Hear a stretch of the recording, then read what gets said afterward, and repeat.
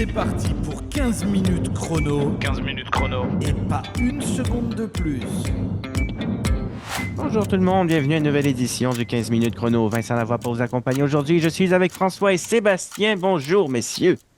Bonjour. Nous devrions rebaptiser ce segment et l'appeler 2 fois plutôt qu'une. C'est notre deuxième cette semaine où nous sommes ensemble, entre gars. C'est beau. Il y a de la testostérone dans cette conversation. Mesdames, soyez à l'écoute aussi, là. C'est pas parce que c'est 3 gars que c'est une histoire juste de gars, là. Non. Écoutez, on a parlé de l'Australie plus tôt cette semaine et ça m'a fait penser à quelque chose. Parce que l'Australie, c'est quand même, somme toute, un pays qui est assez similaire du Canada. En termes de population, on est à peu près 30 millions en Australie, on est 40 millions au Canada. Les deux sont membres du Commonwealth, qui sont issus du Royaume-Uni. Les systèmes parlementaires se ressemblent beaucoup. Et finalement, il y a aussi une bonne partie du pays qui est inhabitable ou inhabité. Hein. En Australie, c'est à cause du désert chaud. Au Canada, c'est à cause du désert nordique. Et, Sauf qu'ils ont plus de bébites dangereuses que chez nous. ça pourrait contribuer à ça aussi. Et finalement, ça m'a fait penser à quelque chose et je voulais en parler avec vous parce que, bon, entre nous, moi, je nous appelle les mordus de politique parce que souvent, vont nous parler de politique en arrière-scène pour se dire qu'est-ce qu'on pense de ci, qu'est-ce qu'on pense de ça. Et par rapport à l'Australie, l'Australie a quelque chose que nous n'avons pas au Canada, qui, je pense, si je ne m'abuse, serait aussi une première mondiale. C'est c'est le vote qui est obligatoire. Ou plutôt, dans une société démocratique comme l'Australie, on oblige le droit de vote. Comment ça fonctionne? C'est que on s'est rendu compte au courant des années 20 que les taux de participation aux élections générales étaient de plus en plus bas. On avait des gouvernements qui étaient élus avec des taux d'abstention qui étaient quand même assez élevés. Là, on parle de plus de 30%. Et on a décidé, on va le rendre obligatoire. Et aujourd'hui, ça fait qu'aux dernières élections, on était au-dessus de 90% de taux de participation en Australie. Et par rapport à tout ça, la logique derrière, c'est de dire comment est-ce qu'un gouvernement peut se défendre de agir en fonction de la volonté du peuple qui l'a élu quand le taux de participation, lorsqu'on le voit simplement sur une table Excel, nous permettrait de douter de cette affirmation-là. Et en fait, à travers toute cette longue introduction de près de 3 minutes, je me demandais, vous, qu'est-ce que vous en pensez de ce système-là? Est-ce qu'on devrait obliger le droit de vote, que ce soit au gouvernement fédéral ou au gouvernement provincial et pourquoi pas aux élections municipales aussi? Qu'est-ce que vous en pensez? Bon, je sens que Sébastien a envie de plonger. Alors, moi, le vote obligatoire, je trouve que dans l'absolu, c'est une bonne idée parce que ça permettrait de dire aux gens qui n'ont pas voté pour de bon, même si je le dis déjà, si t'as pas voté, tu la fermes. Parce que les gens, souvent, après, ils ont tendance à juste critiquer les résultats et puis tu leur demandes, mais t'as voté, toi? Ah bah non. Ok. Bah, du coup, pourquoi tu l'ouvres, en fait? Tais-toi, juste tais-toi. T'as pas voté, tais-toi. Donc, rendre le vote obligatoire, pourquoi pas, à condition de prendre en compte aussi le vote blanc. Parce que il y a un moment où quand tu te retrouves à devoir choisir entre A ou B, et si ni l'un ni l'autre ne te conviennent et qu'on te force à te déplacer pour aller voter, il faut que tu aies quand même la possibilité de dire que ni A ni B ne te conviennent. Intéressant. Intéressant. Assez d'accord, en fait, aussi là-dessus, parce que c'est le peuple qui s'exprime aussi. Parce que l'obligation, garantit la participation, on est d'accord. Mais tu as un bon point, Sébastien, c'est que si tu as, par exemple, je ne sais pas moi, 30% de la population qui est obligée d'aller voter, qui ne se reconnaît pas dans les candidats ou candidates qui sont là, va devoir de facto choisir quelqu'un si le vote blanc ou le vote annulé n'est pas quantifié. L'autre truc qui est intéressant, qu'il faudrait voir s'il y a eu des études là-dessus, c'est qu'en forçant les gens à aller voter, on se dit, les gens se seront exprimés, puis c'est important. Vous élisez des représentants, c'est la base de la démocratie. Vous élisez des gens comme vous qui vont vous représenter. Alors, si vous n'allez pas voter, vous n'êtes pas vraiment représenté, vous n'allez pas voter. Fait que le principe, il est bon. Mais il y a un pourcentage grandissant de gens qui ne s'intéressent pas à la chose politique. Et là, ce que je serais curieux de savoir, avec le temps, c'est est-ce qu'on a mené des études pour voir si l'intérêt envers la politique a augmenté en Australie depuis que vous êtes obligé d'aller voter? Est-ce que des gens se disent, ben, tant qu'être obligé d'aller voter, je vais m'informer mieux parce que j'ai pas le choix d'aller voter. Si tu t'intéresses pas à la chose, puis la gouvernance municipale est vraiment un bon exemple de ça, parce que aux élections municipales, sur bien des fois, on est nettement en bas du 50% des électeurs admissibles qui vont voter. Et ces gens-là qui vont nous représenter par la suite, ben, ils sont en position de prendre des décisions. Donc, quand tu t'intéresses pas, tu y vas pas. Mais là, tu es obligé d'y aller.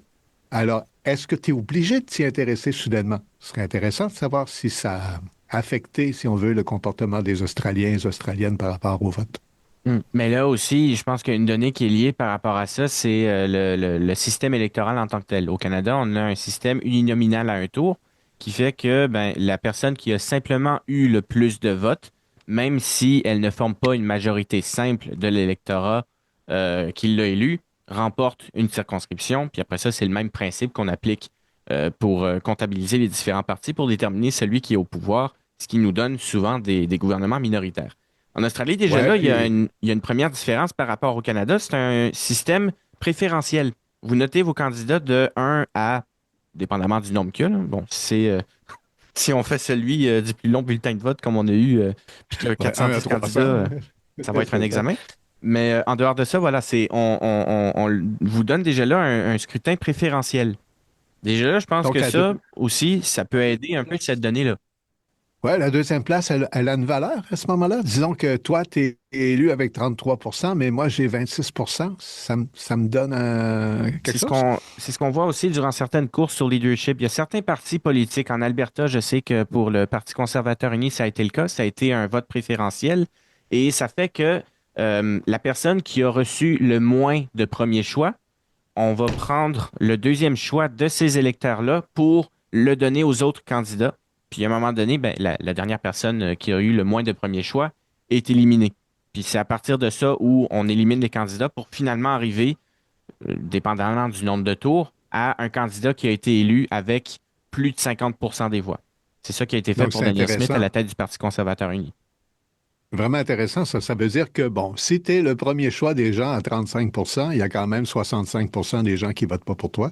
Mm. Mais si tu réussis à aller te fédérer le plus de deuxième choix, si c'est toi qui en as le plus, par exemple, ça veut dire que dans le fond, tu es le premier ou le deuxième choix d'une majorité. C'est ça. C'est le but. Intéressant. C'est ce genre de choses-là. Et moi, je pense que c'est là où il y a effectivement cette donnée-là pour aider à engager les gens à travers le système électoral. Parce que si on se dit qu'il est au moins plus juste envers les plus petits partis ou les plus petits candidats, ben, au moins, ça peut gérer à ça.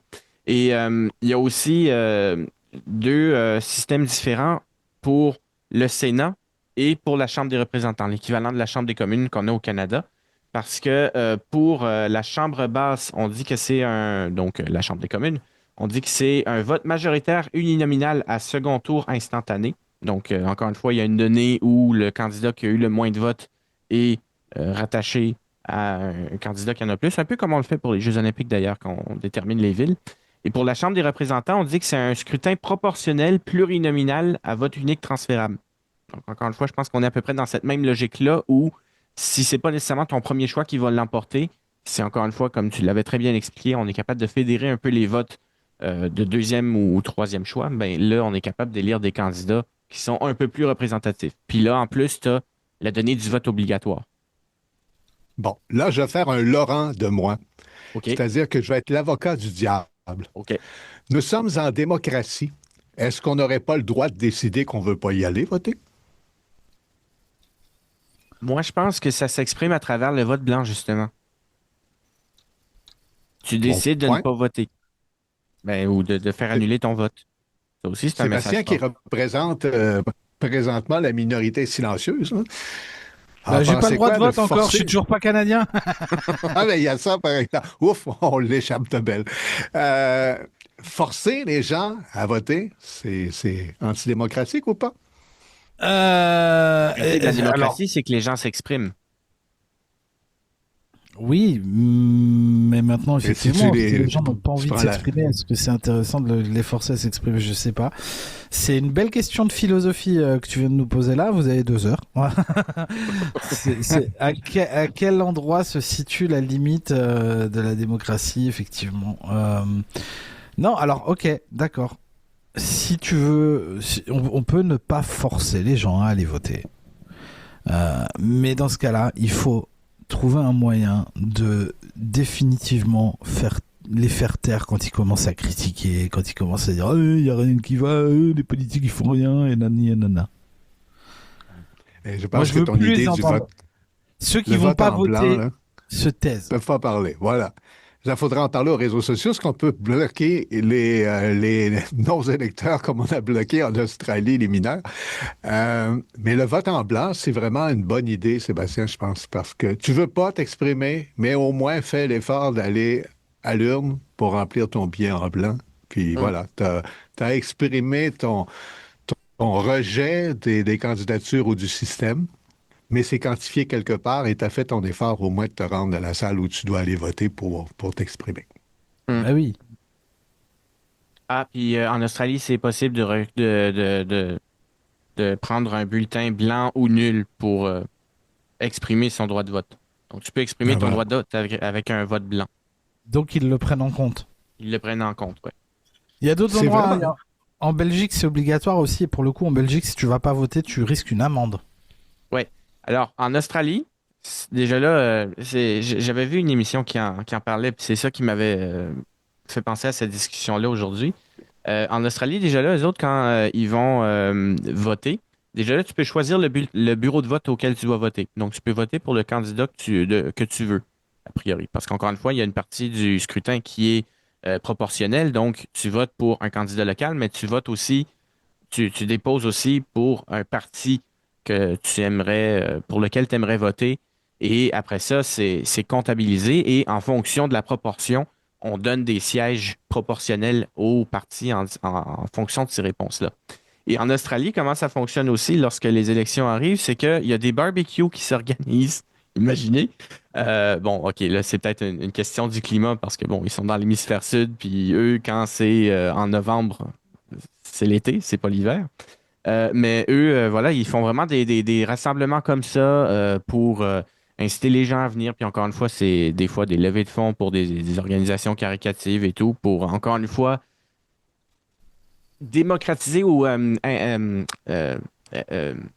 Ramener un sens rapprocher communautaire. les gens de la démocratie, j'ai envie de dire. Il y a des endroits où on force, où c'est dur hein, quand même. Par contre, ça attaque. En Bolivie, par exemple, on donne des cartes aux citoyens qui ont voté. Voilà. Ok.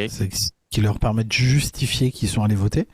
Et en fait, dans les 3 mois qui suivent l'élection, ils doivent présenter cette carte pour pouvoir accéder à leur salaire. Ouf. C'est Oh là violent. là, OK. OK. C'est Ça peut super être resté. violent. C'est pareil. Un incitatif. Hein? En Grèce, il n'y a pas d'amende si tu vas pas voter. Par contre, si tu t'es abstenu, tu peux avoir des difficultés par la suite pour avoir un passeport ou un permis de conduire. Il y a des endroits où c'est un peu violent quand même. Oui, quand même. J'avoue que toucher ta paye, là, c'est faut que tu ailles voter pour toucher ta paye, c'est un bon incitatif, ça. C'est fou. Je pensais que tu allais me dire, ils donnent des cartes genre chez un 10 chez Tim Hortons pour si t'as voté. Non, au Brésil aussi, c'est obligatoire.